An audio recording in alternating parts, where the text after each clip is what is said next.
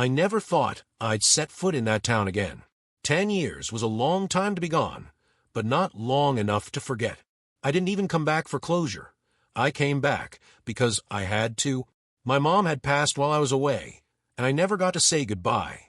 That guilt had been eating me alive, so I finally decided to visit her grave. The drive back was surreal.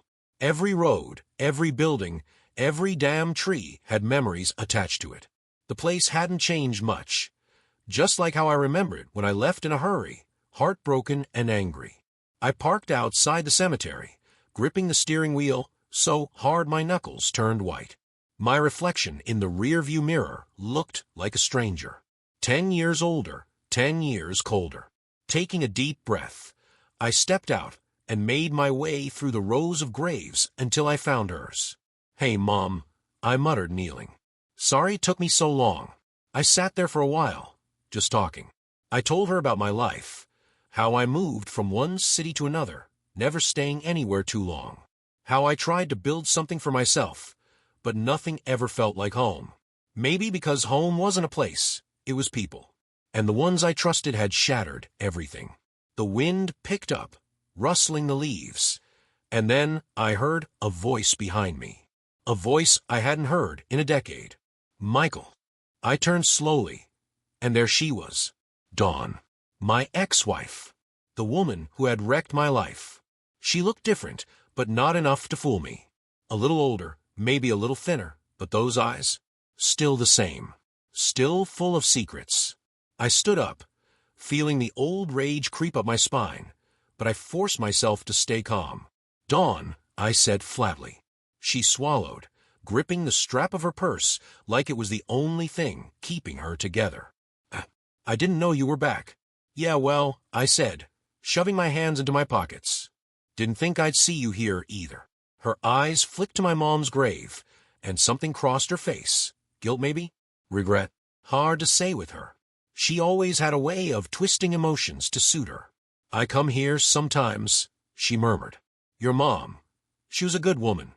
I clenched my jaw. She had no right to talk about my mother like that. Not after everything. Silence stretched between us. Awkward. Full of things neither of us wanted to say. Then she spoke again. "I always knew you loved me, Michael." And just like that, it felt like no time had passed at all. The anger, the betrayal, it was all right there, just waiting to be unleashed. But not yet. Not yet. I laughed. I actually laughed. It wasn't because what she said was funny. It was because it was just so typical of her. Dawn always had a way of making everything about herself. Like she wasn't the reason I disappeared off the face of the earth for a decade. "You always knew I loved you," I repeated, shaking my head. "That's rich, Dawn. Real rich." She bit her lip, eyes darting away like she was searching for the right words. The ones that would make her look less guilty. "I mean, I know I hurt you." "Hurt me?" I cut in, stepping closer. "You didn't just hurt me, Dawn. You tore my life apart. And for what? Some guy who wasn't even worth it." Her face twisted, like she wanted to argue, but she didn't. Instead, she sighed and looked down. I was stupid. That was putting it lightly. I didn't respond. I just studied her, waiting. I wanted to see what she'd say next. If she'd take responsibility, or if she'd keep spinning her web. She took a shaky breath. "I know you probably hate me." "Hate's a strong word," I said, "but it's not far off." She flinched, but quickly recovered. "I don't expect you to forgive me, Michael. I don't know. I saw you, and I couldn't walk away without saying something." "Saying what?" "That you regret it." I scoffed. "Yeah, I'm sure you do. But not because you hurt me. You regret it because it ruined your life, not mine." Dawn blinked rapidly, like she was caught off guard. That was the thing with people like her. They never expected you to call them out. They wanted sympathy, but they weren't prepared for honesty. She shifted on her feet. I think about you a lot. About us." "Yeah." I crossed my arms. "Do you think about me when you're with him?" Her expression changed in an instant. Guilt, anger, maybe even a little fear. Wait," I said, realization hitting me. "You're not still with him, are you?" Dawn swallowed, looking away. I almost laughed again. Unbelievable. I left him, she admitted softly. Years ago. Let me guess. He cheated on you too? She stiffened. That was all the answer I needed. For a moment, neither of us spoke. The wind whistled through the trees, and the weight of the past hung heavy between us. I had spent years thinking about this moment, wondering what I'd say if I ever saw her again. And now that I was here, all I felt was tired. You don't get to rewrite history, Dawn, I finally said. You made your choices. And I made mine. She took a step closer, voice barely above a whisper. I wish things had been different. I stared at her, really looked at her, and for the first time in a long time, I realized something. So did I. But wishing wouldn't change a damn thing. I should have walked away. Right then, right there. But something kept me standing in front of her, watching her fidget like a nervous kid caught in a lie. Maybe it was curiosity. Maybe it was the part of me that still wanted answers. Or maybe, just maybe, I wanted to see her squirm. You wish things had been different? I repeated. You mean, you wish you hadn't gotten caught? Dawn's lips parted, like she wanted to deny it, but she didn't. She just shook her head. No, Michael. I mean, I wish I hadn't been so selfish. I wish I hadn't ruined everything. I tilted my head, studying her. You say that now, but you didn't seem too torn up about it back then. She exhaled sharply. I was stupid. I don't know what I thought. That maybe he was exciting. That maybe I was missing out on something. I let out a short laugh. And, was it worth it? Her shoulders dropped. No. Wow, I said dryly. Shocking. She bit her lip, eyes pleading. Michael, I know I don't deserve anything from you. Not even a conversation. But I need you to know. I did love you. I clenched my jaw. You had a funny way of showing it. I was young, she said. We both were. That made me snap. I stepped closer, my voice cold. Don't you dare put this on being young. I was the same age, and I didn't cheat. I didn't lie. I didn't throw away everything we had for some cheap thrill. Dawn flinched, but held her ground. I know, she whispered, and I hate myself for it. I didn't respond. I just watched her, waiting for her to keep talking. Because people like Dawn, they always did. And right on cue. She did. He wasn't who I thought he was, she admitted. After you left, it all fell apart. He cheated on me, lied to me, treated me like I was disposable. Wow, I said flatly. Karma's real. She winced. I guess I deserve that. Yeah, I said. You did. She swallowed hard. I kept thinking I'd run into you one day. That maybe if I ever did, I could apologize. And maybe you'd believe that I never stopped caring about you. I stared at her, letting her words hang in the air. Then, finally, I shook my head. I don't care what you feel, Dawn, I said, voice steady. Not anymore. Her face crumpled, but I didn't care. Not my problem. Not my responsibility. I turned to walk away. But then she said something that made my blood run cold. There's something I need to tell you. I froze. Just for a second. Then I turned back, eyes narrowing.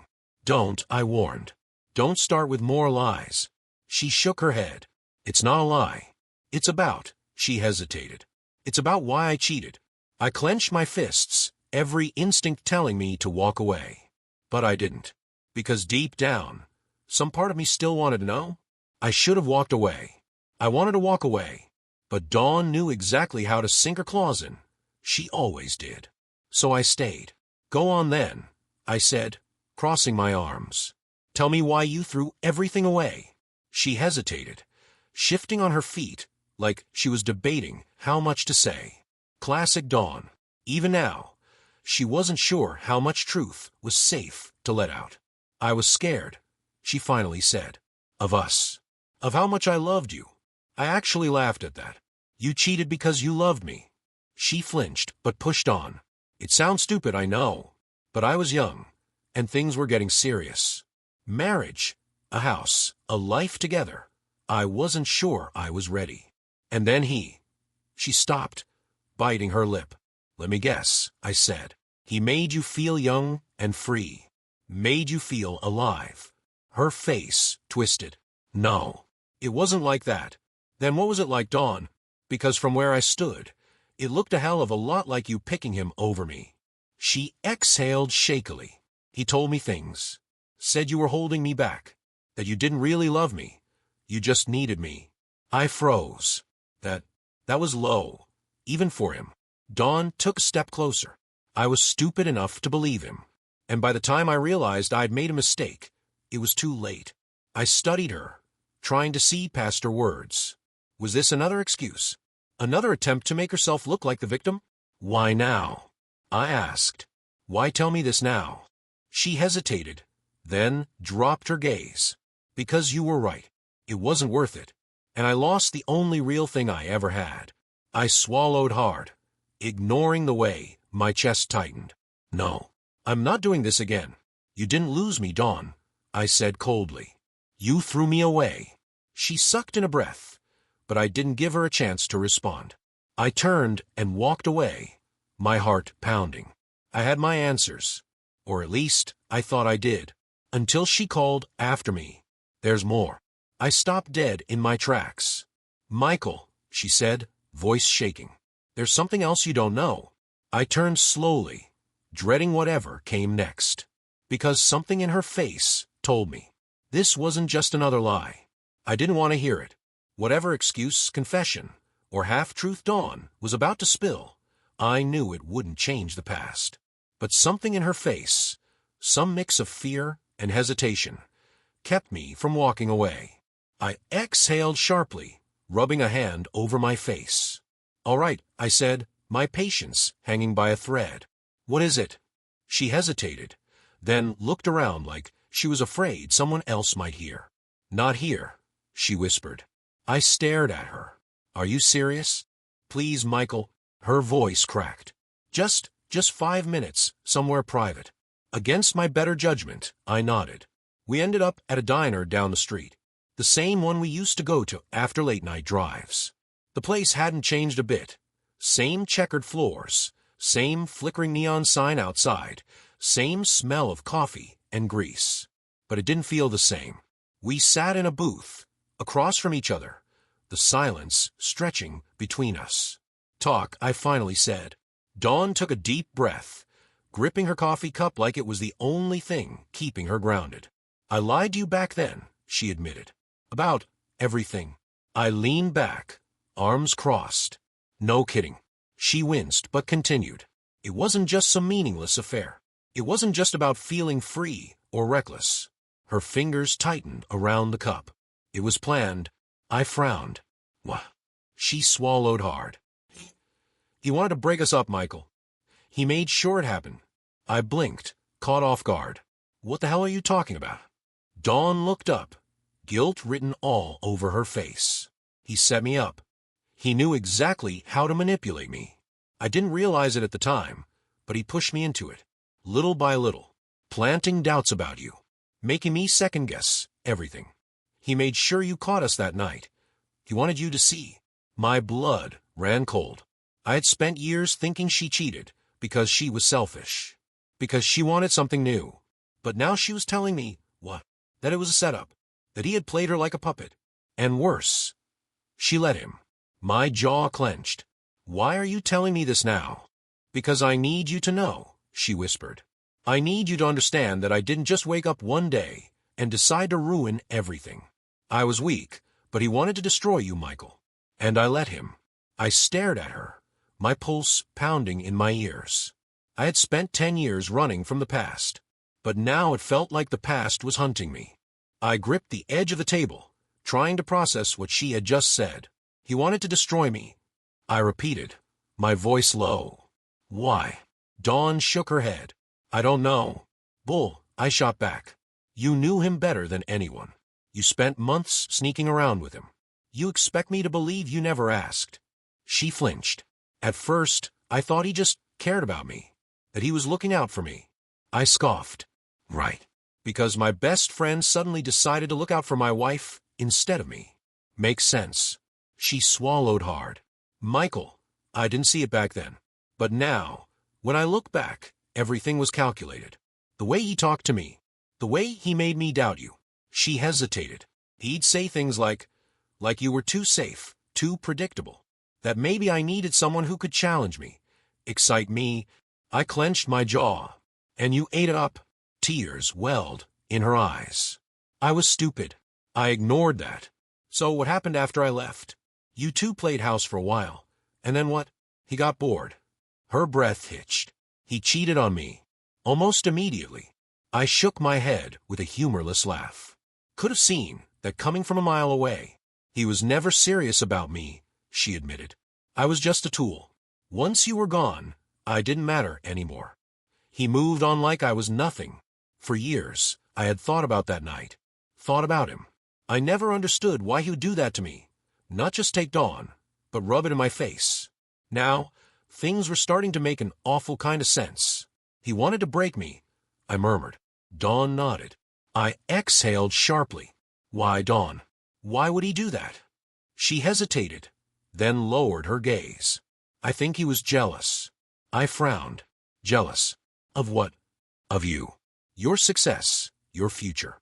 Everything you had. Everything you were going to have. She bit her lip. I think he wanted to take everything from you just to prove that he could. My stomach twisted. All those years I spent blaming Dawn, hating her, thinking she was the reason my life went to hell. But now, the truth was even uglier. It wasn't just her. It was him. And suddenly, after all these years, I wasn't just angry. I wanted revenge. Revenge. I never thought I'd be the kind of guy to go looking for it. For 10 years, I told myself I moved on, that I was above all of it. But sitting across from Dawn, hearing how that bastard had played me, played us, something deep inside me burned red hot. He didn't just steal my wife. He set me up to suffer, and I let him get away with it. Dawn must have seen the shift in my expression because she suddenly looked uneasy. Michael, what are you thinking? I ignored the question. Where is he now? She hesitated. I don't know. I raised an eyebrow. Michael, I swear, she insisted. I haven't seen him in years. Last I heard, he moved to another city, but I don't know where. Convenient. You expect me to believe you didn't keep tabs on him? Not even out of curiosity. Dawn looked away, guilty. Fine. I looked him up once. But it was years ago. He lost his job, got in some legal trouble. Nothing serious, but enough to ruin his reputation. Last thing I heard, he was working some dead-end job. Good, I muttered. She swallowed. Michael, what are you going to do? I didn't answer. Because the truth was I didn't know yet. But I knew one thing. He got to live his life, while I spent 10 years running. That wasn't fair. And I was done running. Dawn reached for my hand, but I pulled away. I never wanted to hurt you, she whispered. I stared at her. You did, though. And it took you a decade to tell me the truth. She looked like she wanted to argue, but she didn't. I slid out of the booth and stood up. Thanks for the info, Dawn. But we're done here. She grabbed my wrist. Wait. I pulled free. No. No more. You got to live with your choices, and I got to live with mine. Goodbye, Dawn. She watched me go, her eyes full of something. Regret? Sadness. Too little. Too late. As I stepped outside, the cold air hit me, but I barely felt it. My heart was pounding. My mind was racing. For 10 years, I thought my past was behind me. Turns out, it was right in front of me the whole time. And now, I was finally ready to face it. I sat in my car for a while, gripping the steering wheel so hard my knuckles turned white. My mind kept replaying Dawn's words. He wanted to destroy you. I had spent 10 years thinking I was just another guy who got cheated on. Another idiot who fell for the wrong person. But it was bigger than that. He didn't just take my wife. He made sure I lost everything. And I let him. Not anymore. I pulled out my phone and did something I never thought I'd do. I searched his name. It didn't take long. Dawn wasn't lying. His life had taken a nosedive. His LinkedIn profile was dead. His last job listed over 5 years ago. A quick scroll through social media showed nothing recent. No big job, no happy relationship. The guy who once acted like he was better than me was now just another washed-up loser. But then I found something. A tagged photo. It was from a local bar, posted a few months ago. And there he was, older, rougher, looking like life, had chewed him up and spit him out. The caption said it all, throwback with the legend himself. Still the same old devil, same city, same smirk on his face. So he hadn't gone far. I stared at the screen, my heart beat slow and steady. I could walk away. I could pretend I never saw this. Move on. Let it go. But after 10 years of running, I wanted to see him. No, I needed to. I knew where to find him now. The question was, what was I going to do when I did? I wasn't some reckless kid looking for a fight. But I also wasn't the same guy he had walked all over a decade ago. This time, I was in control. I decided to start small. I wasn't going to storm into that bar like some idiot looking for a scene. No, I wanted to see him first. Watch him. Get a read on who he had become. So that night, I drove down to the place from the photo. It was one of those dingy, locals-only bars. Nothing fancy. Just a place for washed-up men to drown their regrets. I parked across the street and waited. An hour passed. Then 2. I was starting to think it was a dead end when the door swung open. And there he was. At first, I almost didn't recognize him. He looked smaller. Not physically, but just less. The confident, smug man I once called my best friend was gone. What was left was a guy with tired eyes, a slouched posture, and a few too many drinks in his system. He laughed at something his buddy said, but it wasn't real. I knew that laugh. It was forced, hollow. I watched as he stumbled toward his car, fumbling with his keys. His buddy clapped him on the back and walked off, leaving him alone. He shouldn't have been driving, but I didn't stop him. Instead, I followed. I stayed a few cars behind, watching as he swerved just a little, hitting the brakes too late at every stoplight. He was a mess. A reckless, careless mess. A perfect storm waiting to happen. And as I followed him through the dark streets, an idea started forming in my mind. He had taken my life apart piece by piece. Maybe it was time I returned the favor. I kept my distance as I followed him. His car weaved slightly, stopping too late at red lights, barely keeping in the right lane. A few times, I thought he'd get pulled over, but luck was on his side. That wouldn't last. He pulled into a rundown apartment complex, one of those places where the parking lot was cracked, and the streetlights flickered like they were giving up. I watched as he sat in his car for a moment, rubbing his face like a man who hated his own reflection. Then he got out. He looked worse up close. His clothes were wrinkled, his hair unkempt, and there was a hollowness in his expression that I had never seen before. This wasn't the same man who'd smirked at me all those years ago, arms around my wife, like he had won some kind of prize. No, this was a man who had already lost. I could have walked away. Right then, right there, I had proof his life had fallen apart. But that wasn't enough. Not yet. I waited until he was inside before I got out of my car. My heart was steady. My hands weren't shaking. I wasn't nervous. I was focused. I walked up to his car and pulled a small notepad from my pocket. I had already written what I needed to say. I know what you did. I know why you did it. We're not done. No signature. No threats. Just enough to crawl under his skin. I slid the note under his windshield wiper and walked away. I didn't need to see his reaction. I already knew how this was going to play out, because for the first time in 10 years, I was the one pulling the strings. The next morning, I parked across the street from his apartment, sipping my coffee as I watched from a distance. I didn't have to wait long. He stepped outside, looking like a man who had barely slept. His hair was a mess, his shirt wrinkled, and he moved slower than usual, like the weight of something unseen was pressing down on him. Then he saw the note. I could tell the second his brain registered what it was. He froze, staring at it for a long moment before snatching it from the windshield.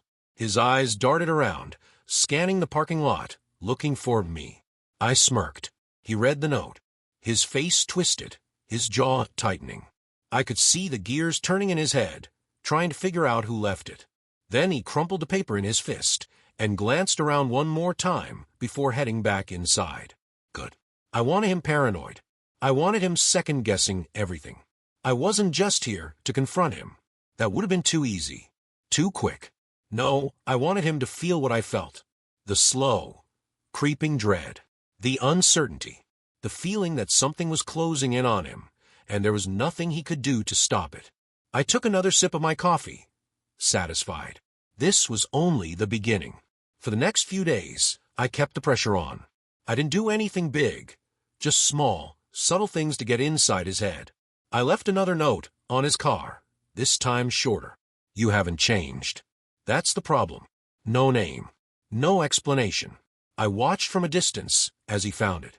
He snatched up, looking around wildly. His paranoia was growing. He was checking over his shoulder more, leaving places in a hurry, drinking more. One night, I saw him at the bar again. This time, he wasn't laughing. He sat alone, staring at his drink, fingers tapping restlessly on the counter. Then, he pulled out his phone and made a call. I couldn't hear the conversation, but I saw his expression shift, anger, frustration, maybe even fear. He was snapping at someone. Then his voice dropped, and he got quiet. Dawn. I knew it had to be her. Good. Let him run to her. Let him try to piece things together. It wouldn't help him, because the truth was, I wasn't going to stop until I saw him break. And judging by the way his hands were shaking when he hung up the phone, I was getting close. By the 5th day, I could tell he was unraveling. He looked over his shoulder constantly, walked faster, head down, checked his car before getting in, like he expected something to be waiting for him. And I made sure he had reasons to.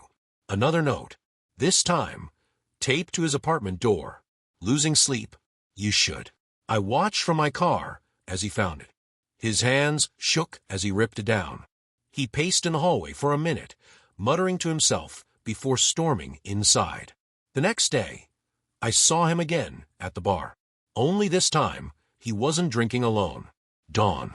She sat across from him, arms crossed, looking tense. He was talking fast, desperate.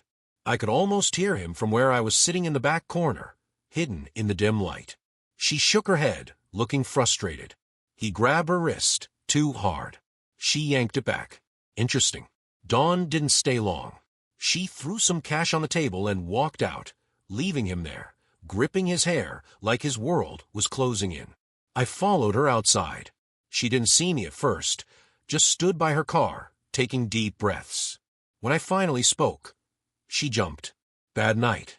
I asked. Her eyes widened. Michael, what? She glanced back at the bar, like she expected him to come storming out. Why are you here? I shrugged. Just grabbing a drink. Saw you two catching up. She hesitated, then shook her head. He's losing it. I smirked. Good. She narrowed her eyes. This is you, isn't it? The notes. The watching. The mind games. I didn't answer. She exhaled sharply. Michael, what are you trying to do? I took a step closer, lowering my voice. I'm giving him what he deserves, Dawn. And you know it.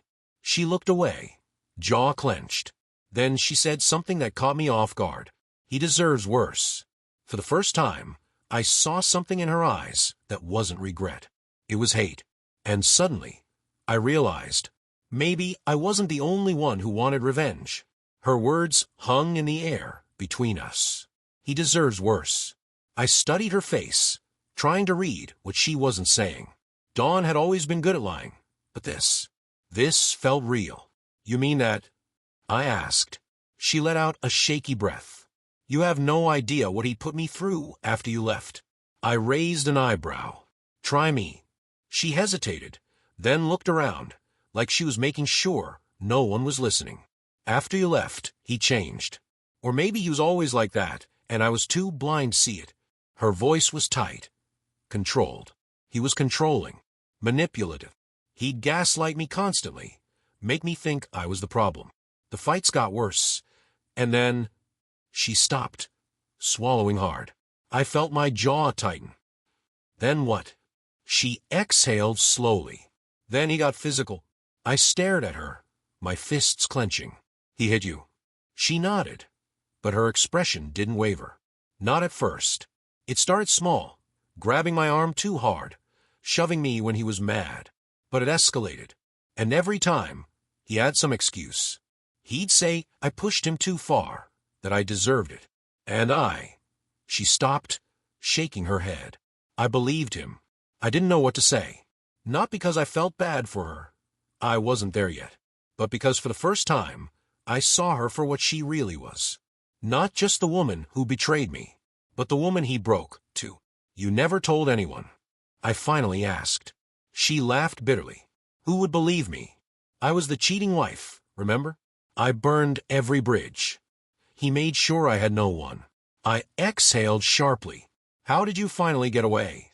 Her gaze darkened. I stopped caring if he killed me. Silence. She wasn't crying. She wasn't looking for pity. She was just stating a fact. He left me for someone else, she continued. Tossed me aside like trash. And you know the worst part? She let out a hollow laugh. I was relieved. I ran a hand over my face, trying to process everything. I'd spent 10 years thinking I was the only one who had suffered. But now, I saw it differently. He didn't just destroy my life. He destroyed hers, too. I met her gaze. So what do you want, Dawn? She didn't hesitate. I want to help you ruin him. I stared at Dawn, searching for any sign of hesitation. Any sign that this was just another manipulation. There wasn't. She meant it. You want to help me? I asked. She nodded. I want to see him fall, Michael. I want him to feel everything we felt. For a moment, I just stood there. 10 years ago, I never would have imagined this. Standing outside a bar, talking to the woman who broke me, planning something against the man who ruined both of us. But maybe that was the thing about betrayal. It didn't leave survivors. Only people who learned how to live with the damage. I exhaled. All right. She tilted her head. All right.